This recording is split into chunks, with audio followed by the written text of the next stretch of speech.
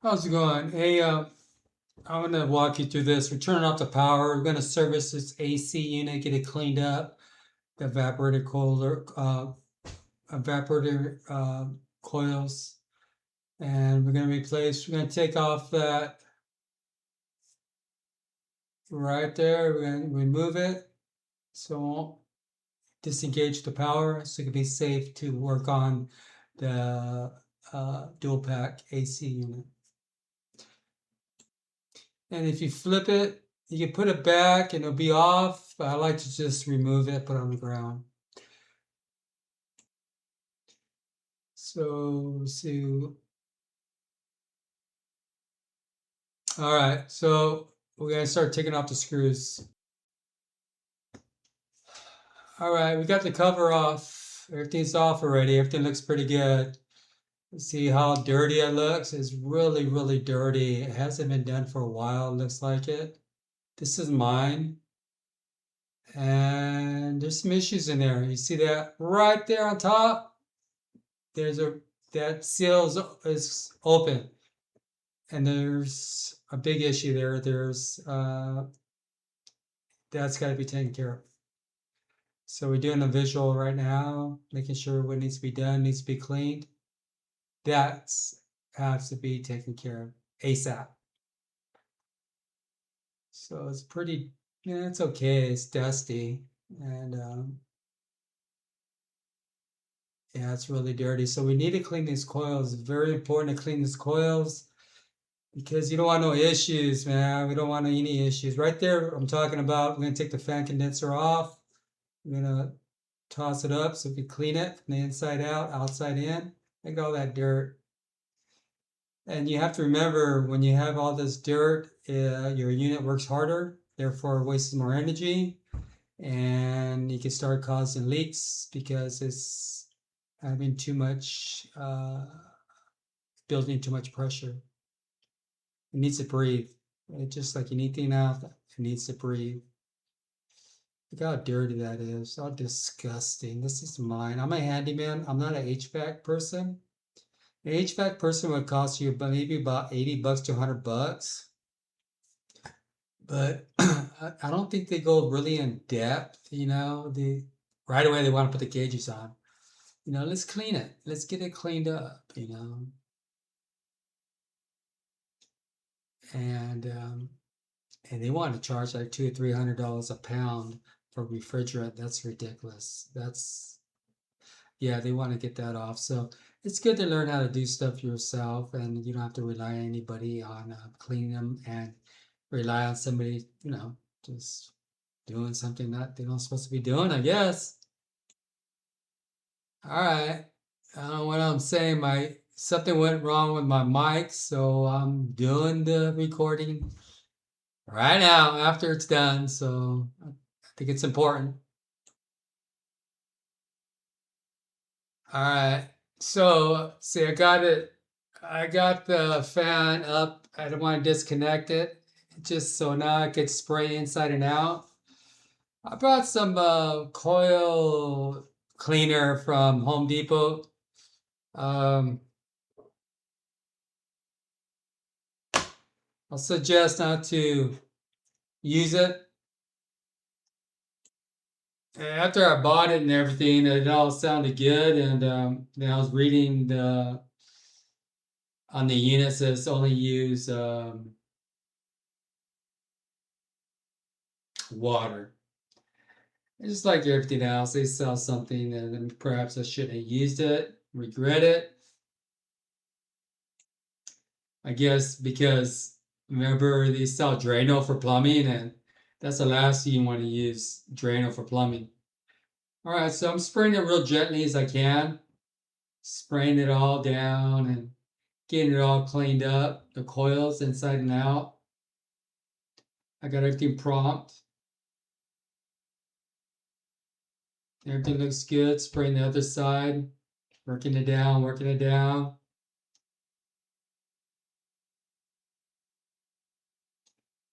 Yeah, just get it. Take your time. Don't use a lot of pressure because those little fins, they're really fragile. You don't want to bend them and damage them. So, you know, that crud on the ground, it's just coming down. Take your time. It was hot. It was hot. See, I already got that tape already taken care of right there. Took care of that leakage.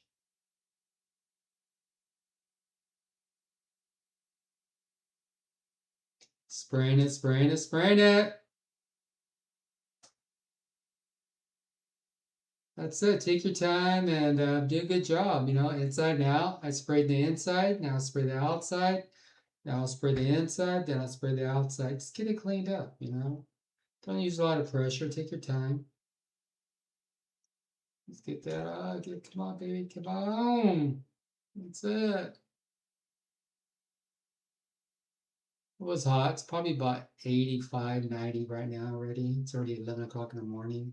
Should have did it early in the morning, but I just thought about it and just went out there and hit it. I was thinking, okay, I gotta get this AC going for my dogs, so when I go on vacation, I can put the AC on.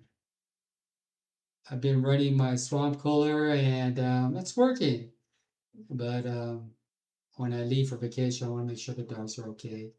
I can't monitor this swamp cooler, and yeah, my bill will be a little bit more expensive, but the dogs will be comfortable. I don't have to worry about them being discomfort or being too hot inside when they go inside.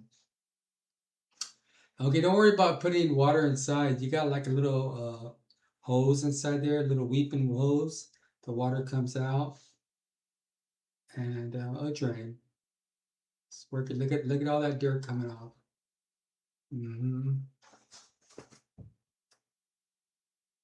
Yeah, that's it. Work it, work it, work it. That's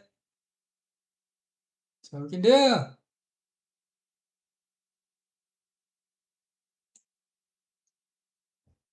All right, take your time, take your time. Okay, right there, I didn't like it. Look at all that dirt. That's an inside evaporated cool condenser inside the unit. Oh, so I'm gonna get a soft brush and attempt to brush it. It's not bad, but it's bad enough. I don't like it. So I'm gonna take care of that. I'm gonna have to, I like to spray a little bit of water from the other side coming down from the other side and get most of that dust out. So I guess we have two condensers, right? One for the outdoor, one for the indoors. I fixed that leak, so I gotta take care of that.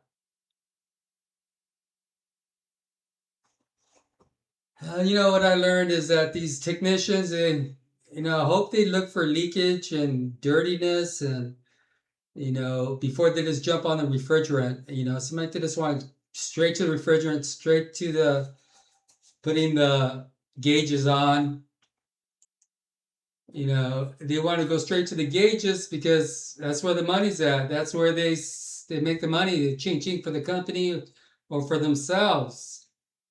So I got it cleaned up, I believe, right there. I have to remove all those. I have to lift it up there. Then I'm gonna spray water going down. I haven't done it yet. So I'll get that clean. You don't want to put a lot of water because there's some electrical lines in there and stuff like that. So, a little bit of water won't help. But just clean it. Get that most of that dust out as best you can. And which I did. And there was another leakage I'll show you in a bit. I have to take care of. I guess this duct. I don't understand. I guess AC technicians, they love using the HVAC tape. They use tape, tape, tape. I got a row, and they love using it. I wish they were like plumbing, everything tight, everything snaps, no leakage of water. I wish they could do that with AC, with all that money they charge. Seems like they would have everything snapping together and airtight so everything could flow. But they're kind of behind times, I think. So I'm looking, make sure everything's cool. Then kosher, I could put my spray nozzle on there.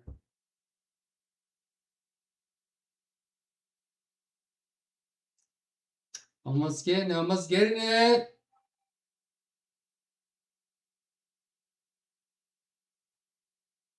Yeah, I got the mop out there and get everything, little paintbrush out there and make that move. All right, so see right there, that was a leakage. I have to put some tape there. You know, so you just gotta look around and there's issues everywhere. And I was getting some air escaping to my attic. That's not cool. So yeah, that's that's not good. We need to get it out. Get it out, get it out, get it out, and into our attics. So that's basically you can do this stuff on your own if you take your time.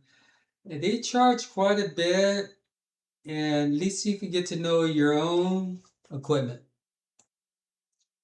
All right. So I got everything pretty much cleaned up, put back together. Look how it looks. And it works fabulous. I got it at 75. That thing is cold, cold, cold. And it's cold in here. And it's about spending money now.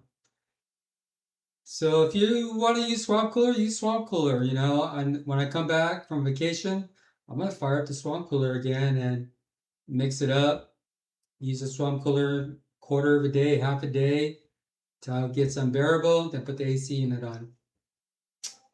You know, just save a little bit of money, do what we can to take care of our stuff. Yeah, let's clean our evaporator coil inside and out and get it all clean and just look around, be observant, open your eyes, see what's going on. See what's going on. No one's going to take care of your equipment better than anybody but you. So, and not only that, you don't want to put gauges every time they're going to service your AC unit. They taught me that. I have friends that do it for a living. They said, no, you don't want to do that because you guys got, what do they call those? You don't need that. It could cause any issues, you know. You don't need to put your gauges all the time. If you know there's a problem and it's not cold enough, then you put your gauges. But for regular servicing, it's just about cleaning, doing a visual, and make sure everything's up to par. Make sure everything's clean and dusted, you know. And you have a couple of little things could go wrong, and you take care of it now, and you won't have no issues, you know. And there's a part in there. A lot of times, it's called hold on, let me see. Can't remember what it's called. Oh, what is it? I replace them all the time. It's a $30 part, and they charge you $600 to $700 to replace it. It takes 10 minutes to replace it. It is capacitor. Yay! $1,000. Yeah. So, anyways, yeah, the guy says that you don't want to be hooking up gauges because you got your Schrader valves. It's a little valve that goes like on a tire that wears out. Then you can have refrigerant escape from there, and yeah, you don't need to. The only times you want to put gauges if you know there's a problem, it's not getting cold enough, then you need to put your gauges. But you don't want to just every time you're doing some kind of servicing gauges on there. There's no need for that.